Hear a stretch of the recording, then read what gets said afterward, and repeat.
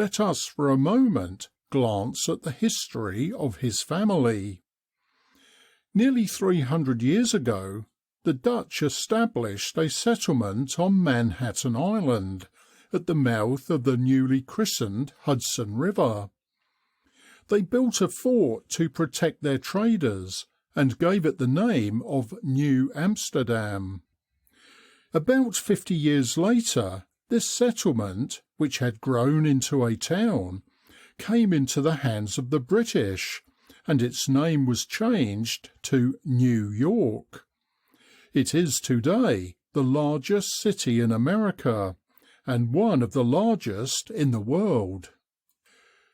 Though the greater part of North America had become British, Dutch emigrants still continued to cross the Atlantic and settle among their countrymen. In 1737, a family named Edison was among the number, and John Edison became a famous banker in New York. In 1765, there were 13 colonies in North America south of the St. Lawrence and the Great Lakes.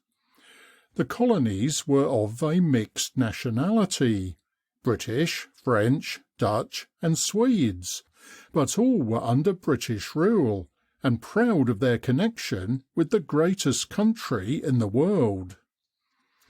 In an evil hour, the British Parliament decided to tax the American colonies, and a great quarrel broke out between the colonists and the mother country. The Americans absolutely refused to be taxed without their own consent. They did not send members to the British Parliament, and therefore they declared that there should be no taxation without representation. War followed, and many battles took place with varying success. George Washington came to the front, and under his able leadership the Americans at first held their ground, and then were successful in finally defeating the British at Yorktown in 1781. In January 1783, a treaty of peace was signed at Paris, in which the independence of the United States was acknowledged. Since then it has been a separate country, and ruled over by presidents elected by the people. John Edison, the Dutch banker, was in favour of British rule, and did not agree with those who advocated separation. With many others, called United Empire emigrants or Loyalists, he left the States and took up residence in Nova Scotia. By this action he was entitled to receive 600 acres of land for himself, 400 for his son Samuel, and 200 for each of his son's children. In 1811 he claimed the land, but he was not successful in obtaining it. He and his son lived to a good old age, and were both over 100 years old when they died. Samuel Edison II, the grandson of John, lived at Bayfield on Lake Erie, but while remaining in Canada he had no great affection for the government. He could not forget the wrongs of his family. The land to which they were entitled had never been made over to them. The dissatisfaction of the Canadians at length induced a rebellion, and several strong positions were taken and fortified against the government troops. The Americans gave the Canadians some assistance, and for a time matters looked serious. But in the end the government put down the rebellion, and peace was restored. The Caroline, a vessel which the Americans had used to carry stores to their friends, was seized by the British, set on fire, and sent over Niagara Falls. One of those who took a leading part in the rebellion was Samuel Edison of Bayfield, the grandson of the Loyalist banker. He was evidently a man of mark among his fellows. We are told that he was 6 feet tall and straight as an Indian, supple of muscle and strong of limb. He ranked among the finest athletes of the day, and had no peer in swift and protracted running. He became a captain in the rebel forces, and was one of the most energetic in action. When the rising proved a failure, the leaders endeavoured to escape the consequences of their action. A general stampede of rebels took place, and there was a race for life over the border. Samuel Edison had before him a journey of nearly 200 miles, and until he had accomplished that distance he never stopped for food or rest. Not until he had crossed the river St. Clair did he feel safe from those who were now his most deadly enemies. Those who were not as successful as Edison were either executed or banished. The property of the rebels was also destroyed by fire. It is a curious fact that the land awarded to the grandfather for his loyalty became the cause of the grandson's rebellion, which ended in forcing him to flee from the country of his adoption. Samuel bids fair to equal his forefathers in length of life.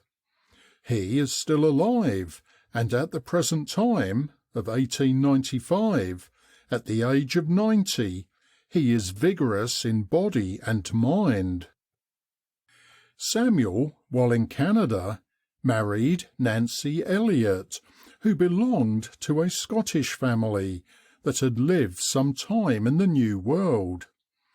She was therefore a Canadian by birth and of Scottish parentage. She had received a good education and was for some years a teacher in a Canadian high school. She is described as a sweet-tempered woman of rare abilities and well qualified to educate and train her children. After staying a short time at Detroit, Samuel removed to Milan, Erie County, Ohio, and there, on the 11th of February, 1847, his son, Thomas Alva Edison, was born. At this small lake port, Thomas spent the first 7 years of his life, and at an early age gave evidence of the genius which has made him the most famous inventor the world has ever seen.